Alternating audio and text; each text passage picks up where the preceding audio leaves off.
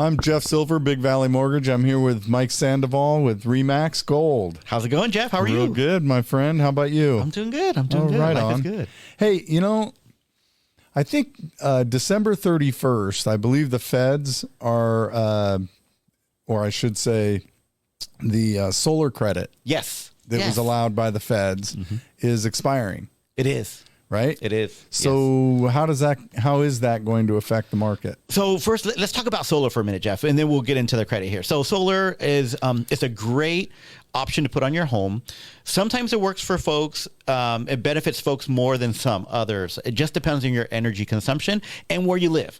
And so, for example, if you're in Sacramento County, you have SMUD, which is one of the best and cheapest power municipalities out there. If you live in Placer County, certain parts of Placer County, not Roseville. Roseville has Roseville Electric, but you have like Rockland, Lincoln, Granite Bay. You have PG&E and Auburn and some other areas, which is a lot more expensive price per kilowatt. So my thought is this. If you plan on staying in the house for at least 6 or more years, you have to do the math. So you have to say, okay, the solar is going to cost me X amount of dollars. I plan to stay in this home X amount of time. How long will I recuperate my investment given that I'm going to get 30% off of the rate, federal tax credit? And you calculate that way. I've had owners where they said, oh yeah, I got a $40,000 solar system. And I say, that's great, but you're not going to get dollar for dollar when you want to go sell it. It's like having a pool, Jeff. You just don't get your investment back. The way it works for solar is if you stay in the house and you do that cost benefit analysis. After a certain time, if I'm past that time, then there's a benefit to stay. So solar is great. I like solar, but it just depends. If you plan on staying there 2 years, just don't do it. I've heard solar leases. Oh, I want to get a solar lease, which there are two types. You have your power purchase agreements, and then you actually have a lease, which we won't get too deep into that. But those are beneficial if, again, you live in those high kilowatt areas. If you're in a low kilowatt area, it may not make sense. The other flip side of the coin is the buyer would need to assume that solar lease. Some buyers don't want to assume that solar lease, which is a hindrance on the property. So we really got to analyze if leasing is the best option. My personal opinion, you're better off buying it, especially with that tax credit, but it is set to expire soon. So if you're thinking of, did the analysis and whatnot, you live in one of those high kilowatt areas, I would recommend getting it before it ends, because once it's gone, you can't get that tax credit. Right. No, I totally understand.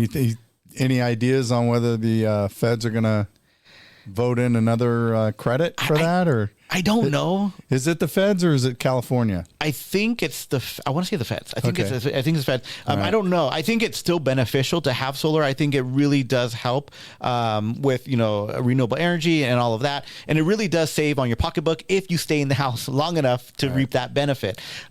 If you plan on staying 1, 2, 3, 4 years, I would say, you know what, just pay the higher rate, don't get the solar, because at the end of the day, you're not going to get that money back, the initial investment that you've done. Right. And I would definitely not lease, because again, it's personally, if you're going to move in 1 or 2 or 3 years, it may hinder the ability to be able to resell the property, or you may have to end up selling it a little bit of a discount, just because those buyers will say, well, I'll buy it if it's this price, and to offset what's there. So right now, I understand that builders in California anyway are required to put solar on all new homes. You nailed it. That's exactly right. Yeah. So obviously, I'm not going to say that somebody owned a solar company in the legislature of California, because that probably is not true. Right. No, probably not. No, nothing like that. No friends, no handshaking. But I got to guess that sales of solar went through the roof when that became. Oh, absolutely. It was the Wild West. It was definitely going. Yeah. So now every home in the state of California has solar. Now, new home. Yes. Right. Yes. Right. Required. Sure. Now, do you have any idea if those are leases or are those purchases? So the builder would typically give you an option. There's a buyout to own it, and then there's a lease option. So you have to do one or the other. Either you buy it, or it automatically comes, because the builders are required to have it in the state of California. It's going to come with the house. You automatically get that lease. And so you have the option of buying or leasing. All right. Well, that's good to know. Yeah. I mean, if you're out there looking at houses and you're thinking about buying a brand new house, good information. Also, something to, you have your payment, your house, your mortgage, all of that. Right. Now you have to factor in the solar payment if you plan on leasing as well. There is a benefit, but again, you got to find out that cost benefit analysis for that. Right. But if you own it, then the negative part of that is now you're the one responsible for any repairs that need to be done on it. That's absolutely true. Whereas a lease, I would assume that the solar company does. It's like renting. You just call the landlord and they come out and fix.